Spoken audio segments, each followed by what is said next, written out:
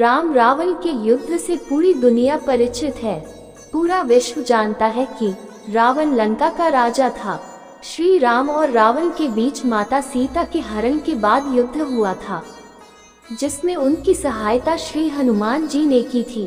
इस बात से भी इनकार नहीं किया जा सकता है कि रावण बेहद ही बुद्धिमान और शक्तिशाली योद्धा था।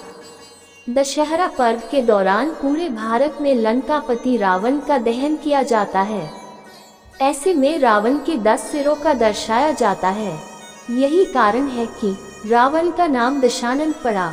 भगवान शिव की कठोर तपस्या के दौरान रावण ने एक एक कर अपने सिर को 10 बार काटकर अग्निकुंड में चढ़ाया था, जिससे प्रसन्न होकर भगवान शिव ने उसे मनचाहा वरदान दिया था।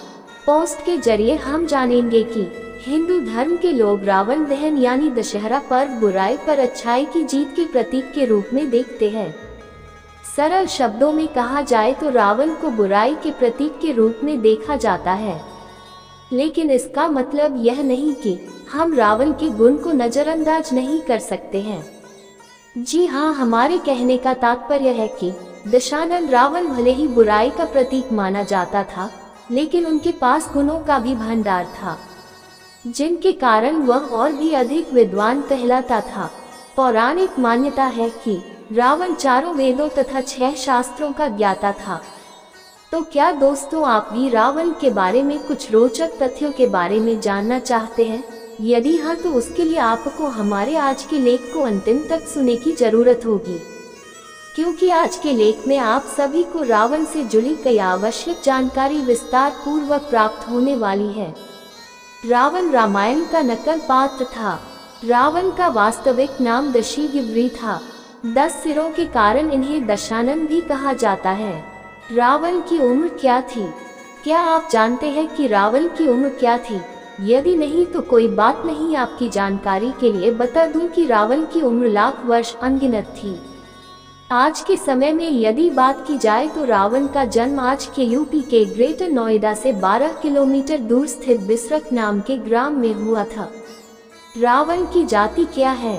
ब्रह्मांड में कई ऐसे राक्षस पैदा हुए हैं जिनका जन्म मायावी शक्तियों के साथ हुआ था।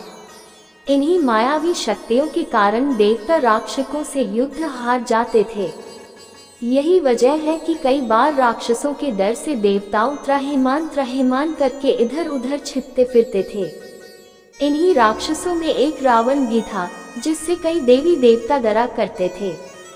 ऐसा इसलिए क्योंकि रावण को खुद शिव भगवान से मुक्ति प्राप्त थी। क्या आप सभी जानते हैं कि रावण की जाति क्या थी? यदि नहीं तो कोई बात नहीं, आपकी जानकारी के लिए बता दूं कि रावण ब्राह्मण जाति का था। लेकिन देखा जाए तो चूंकि रावण की माता राक्षस जाति की थी, इसलिए रावण राक्षस जाति का भी था। रावण के 10 सिर क्यों थे? क्या आप जानते हैं कि रावण के 10 सिर क्यों थे? यदि नहीं तो कोई बात नहीं, आपकी जानकारी के लिए बता दूं कि रावण के 10 सिर होने के पीछे की कहानी काफी दिलचस्प है। दरअसल यदि हम रावण के 10 सिर के बारे में सरल शब्दों में समझें तो रावण के 10 सिर उसके बुराइयों का प्रतीक माना जाता है, जिसमें क्रोध, अहंकार, द्वेष, काम, घृणा, धोखा, लाभ, व्यभिचार, मोह, पक्षपात इत्यादि शामिल है। रावण की मृत्यु कैसे हुई? रावण की मृत्यु कैसे हुई इस बारे में हम सभी भली भांति जानते हैं। बता दें कि वास्तव में रावण का वध कर पाना हर किसी के लिए संभव नहीं था। दरअसल श्री राम ने रावण के सभी सिर काटकर उसे मृत्यु देने की कोशिश तो की, लेकिन जब जब श्री राम रावण के सिर काटा करते थे, उसका सिर फिर से वापस आ जाता था, जिसके पश्चात श्री राम जी को रावण की मृत्यु कैसे हो सकती है इसके बारे में जानकारी प्राप्त हुई, और ये बताने वाले खुद रावण के भाई विभीषण थे। दरअसल विभीषण ने बताया कि रावण का प्राण उसके नाभि में है।